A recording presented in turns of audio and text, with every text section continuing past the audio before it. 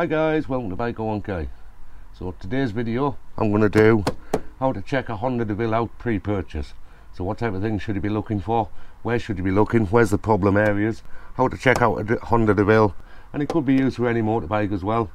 If you've never bought a used motorbike before, the type of things you should be checking prior to purchase. So when you roll up at the guy's house where you're selling it from, assuming it's a private sale, have a look at the area. Does it appear to be a nice area? Have a look at the house. Is the house well tended?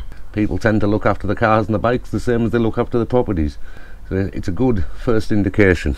When the guy comes out, or lady, let's call it guy for the sake of, when the gentleman comes out, introduce yourself.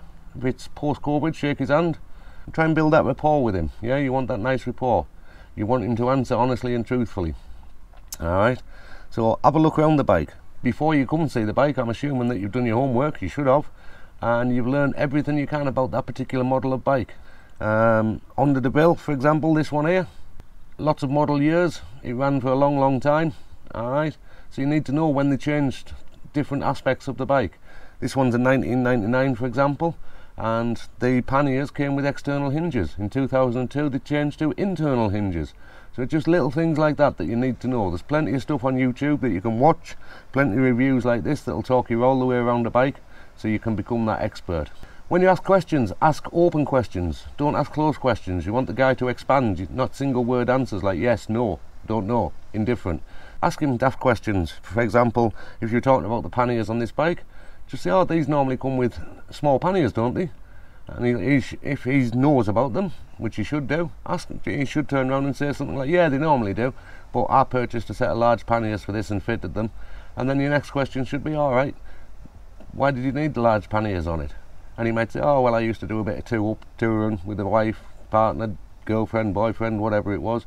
And you're starting to build that rapport with him, but you're getting answers at the same time. So always try and ask what they call an open question. So because you've done your homework, you'll know that, like I've said already, large panniers, not standard item. You'll also know the foot guards are not a standard item, so you can ask about them. Same with the hand guards, ask about the hand guards. Same with the lights, the optional lights. Yeah, somebody's obviously fitted them because they don't come as standard. It's got a bags to tag cover on. First off, does it come with the sale? A lot of time people take them off. Now a lot of times you'll find that the tank cover will come with the sale, but the bag won't, because these bags fit any bags to tank cover, but the tank covers are pretty specific to the type of bike. Look around the bike, see if it's got any optional extras on. So this one's got a phone holder on, it's got heated grips on, it's also got power outlets on the left hand side. You can see that it's got mirror extenders on. You should know again that these aren't standard. So ask him, oh, I see you've got mirror extenders. Why did you fit the mirror extenders? Ask him where he bought them from. Anyone that's done the work on themselves will know where it came from. If he doesn't know where it came from, did he do the work himself, or did he put it into a garage to do it?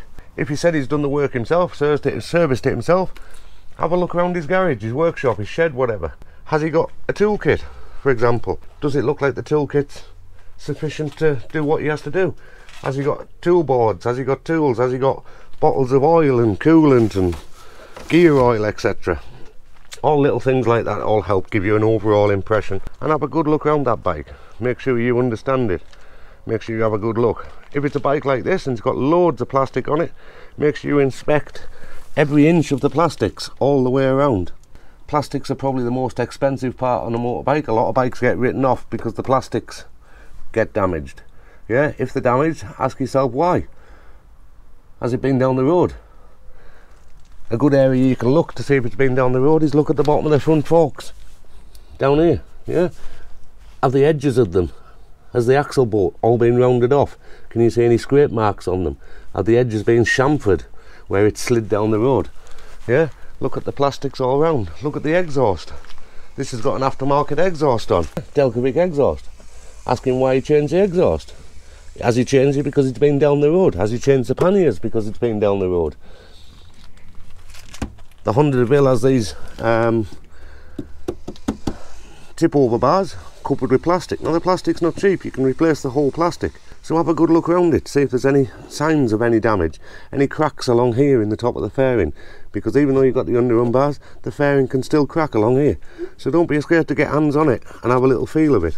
When it has been damaged, like so, has it been repaired? See, this one was cracked when I bought it, so I've drilled it all out and I've put zip ties in it. Is it secure? Does the repair look solid? Does the repair look nice? If it is, great, fantastic, not a problem. Tools I recommend you take with you. Take a multimeter with you. It's always good to check the charging system out on the bike. Any tools that you need to remove any panels. Now, the guy's not going to let you remove loads of panels, but here on this side panel, there's one posi drive screwdriver there that lets me remove this whole side panel. Alright, and I'm sure nobody would ever mind you removing one little side panel that's one screw. Learn how to take the seat off on the bike. If it's got a top box on, if you don't know, just ask him, oh, can we remove the top box please? Once you remove the top box, look at the mounting plate. Is the mounting plate secure? Has it been fitted with the correct attachments? The seat. On most bikes, to get to the battery, you have to remove the seat. Is it original Honda key?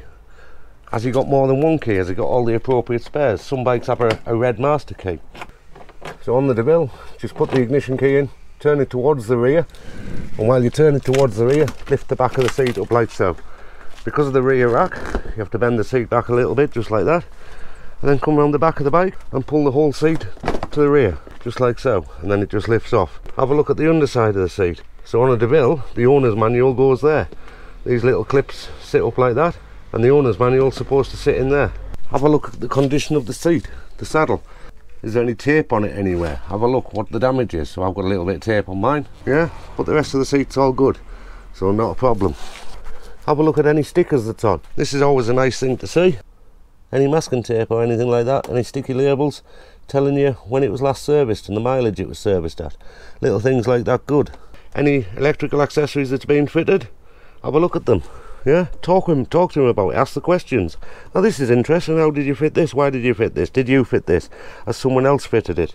How does it work? Talk me through it please. Alright, ask him where the Optimate lead is. Have a look at the batteries, see how relatively new or clean it is. Most people will put a label on saying when it was changed, the date, the mileage. So have a look at that. We mentioned the voltmeter earlier. So with the ignition on the bike, red is obviously positive, so look where the positive is, put that on there, black on the negative, and you can see that the volts there is reading 12.38, 12.38. That's with the ignition on, engine off. So now we're just going to start the bike and we should see that voltage go up.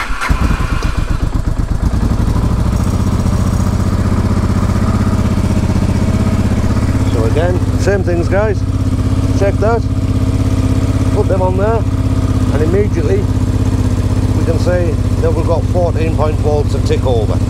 Alright, the choke's out, but it's going up, so we know that the bike's charging now. Alright, so immediately we can see that the charging system's good. So turn it off on the key while we're there, turn the ignition back on, and start it again. Give it a little blip, see that she ticks over nicely. So she's ticking over nicely there on the choke. So we turn the choke down a bit. Where's the tick over point? Is she ticking over nice and steady? Is there any warning lights on the dashboard? Alright, check that the engine stop works and then start it again.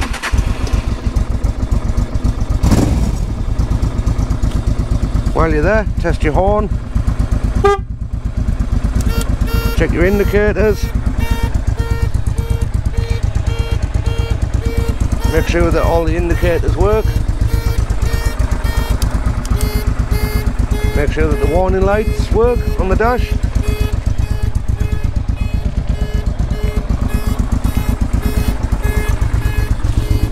And go through the whole electrical system.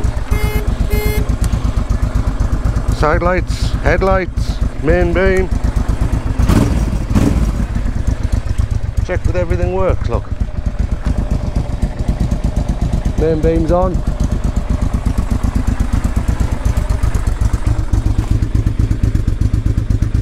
tail lights on, check your brake lights.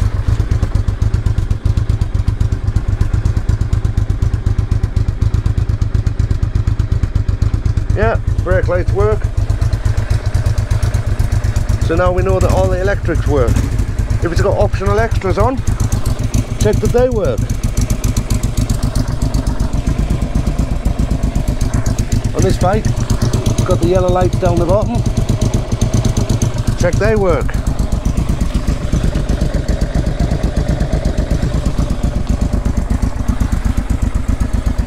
Turn your heated grips on.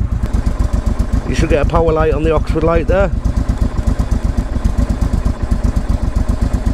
And you can just about see the red lights lit. Turn them off again. Alright, any extra switches like this, check that they work. So that's what it says for the yellow lights. Just check the whole electrical system, guys. Electrical problems on a bike, an absolute pain in the arse. So have a look at it. When you started it cold, was there any smoke coming out the exhaust? Now specifically to the Honda Deauville, it hasn't got a fuel gauge, the 650 anyway, the 700 has. So one way to check that the fuel pump's working, because when it's on down here in its lowest position with the white arrow bit pointing down, it's gravity fed from the tank. So one way you can check that the fuel gauge is working, that the fuel pump is working, is turn it vertical so that it's on reserve and then start the bike. Leave it ticking over for a few minutes, because if it cuts out then it tells you that the fuel pump's not working. Alright, the fuel pump's not a massive job and it's not a massive expense, but it is something that you may want to check. And it's definitely worth finding out prior to purchasing it. So removing the side panels is dead easy on this. It's just a screw on that one, and then just pull the panel out, and as you can see down there, it just hooks over. It's just that little bit there, hooks down into that little groove there. You've got an overflow reservoir this side for the coolant. So check it's got coolant in. Now remember, that is the overflow, the extra. You top it up from the front, the headboard. Check the fuel filter. Is there any signs of any leaks? Look at the fuel tap assembly. Is there any signs of any leaks? It also gives you the option here of looking down at the bottom, top of the swing arm. You can also see some of the chassis rails. Yeah, what condition's the chassis rail in? Yeah, does it look okay? Look at the suspension, the rear suspension. Yeah, what condition's that in? On the offside, the driver's side of the vehicle, there's no screw. So all you do is you pull that out. It's like a push fit there, goes into there, push fit, and then you do the same down here. Just be careful with it. It's coming out of that little rubber grommet there. There's two of them. So you've got one there, look, and one there, and they go into them little rubber grommets there, there, and up there. So once you've removed that, guys, you can have a look down the offside chassis rails. So checking the chassis rails, making sure that they all appear alright on this side. You got your fuse box, main electric fuse box here. That's a accessory wire that I have going in to the fuse panel. And then here you have the adjustment spring for the rear suspension. So adjust it. Yeah, turn it down, all the way down, turn it all the way up. Make sure that it works, that it's not seized solid. Down here, under these red wires, you got your regulator rectifier. So have a look at the leads, the wiring at the back of it. There's an earth just there as well. Now, if you've checked your charging system and that's alright, your regulator rectifier is working alright. If it's not, you'd have to replace that. Again, not too dear, but you do need to buy some heatsink paste to go on the back of it where it mounts to the frame. Alright, that's very important, that, otherwise you'll end up burning it out. Again, using the ignition key, check that the offside panel locks, opens easily, check that there's no damage inside it, that it's all good. Yeah, and then replace it if you need to. Check that it locks, that it's secure, that it doesn't move again. We've checked the electrical system, so now we're going to check the bike properly. So we need to put the bike onto the centre stand. Honda Deauville does come with a centre stand, so that's good. Alright, if you're not comfortable doing it, ask the owner. Say, can you put the bike on the centre stand? The last thing you want to do is drop it before you've bought it. I'm going to make sure that none of the cables get snagged, interferes, especially if you've got bar risers on. Alright, and that's raised the bars up a bit on this bike. Alright, the last thing we want is any of the cables to be tight, stretched. Turn the handlebars, making sure that none of the cables get snagged, get pulled tight or anything like that. Ask the owner to press down on the rear of the bike, because when you press down on the rear of the bike, the front wheel's going to come off the floor, and with it being on the centre stand, you can now check the bearings. So now I'm going to check the front tyre. So roll the front tyre around, looking at the tyre tread. This is a new tyre, it's only done about 400 miles. We're looking at the tyre, just making sure that the tyre's alright. Listen for any untoward noises. So on my model Deauville, I've got Brembo brakes. From 2002 they came with a combined braking system, and they went to Nissan brakes. Now my brakes, my bike gets used a lot, right? 80 odd thousand miles, 85,000 miles or something, and I'm forever having to strip and clean these. Alright, now occasionally it'll start just grabbing a little bit like that. But again, I'll just have to pull the slider pins out, rub them back, grease them back up again, put them back in, and that lasts for about 3,000–4,000 miles before I have to do it again. As you can see, it's do it again. Look at the condition of the brake discs. On the discs it'll say minimum thickness somewhere. Minimum thickness is 3.5mm. If you've got a micrometer, great, you can measure the minimum thickness. I know these are about 4.2mm because I've just measured them. Alright, measure the discs, try and see if they're warped when you spin it, and grab hold of the front wheel like so and give it a tug. You're trying to see if there's any play in the headstock bearings. Grab the forks if necessary. Is there any play? There's no play. Turn it left and right. While we're here, check the other side disc and check the other caliper. Alright, look at the condition of the radiator. The Deauville is a water cooled bike. Look at the condition of the pipe work. It goes down into the water pump. Shouldn't be any water leaks, shouldn't be any broken fins or anything like that. Look at the condition of the stanchions, the fork stanchions. Alright, get your head right up there, have a look all the way at the top as well up here. Yeah, make sure they're not pitted. Have a feel round by the dust seals down here. They shouldn't be wet to the touch, shouldn't be any oil, shouldn't be any leakiness. Alright, make sure that's all good. Check the condition of your brake pipe. You can see it's had 2 new caliper bolts. You can always ask the owner why you changed the caliper bolt. This cable is the speedo drive. Have a look at that. Check the fairings again. Have a look at your water pumps. Make sure they're all good. The oil filter underneath, that's where the oil filter is. Yeah, look around the water pump there. Make sure there's no oil leaks or anything like that. Coming down to the swing arm. Have a look at the condition of the swing arm. Try and have a good look all the way along the swing arm. Alright, and then we come down shaft drive, so have a look at the shaft on it. What's the condition of it? So that's the refill bolt, that's the drain bolt.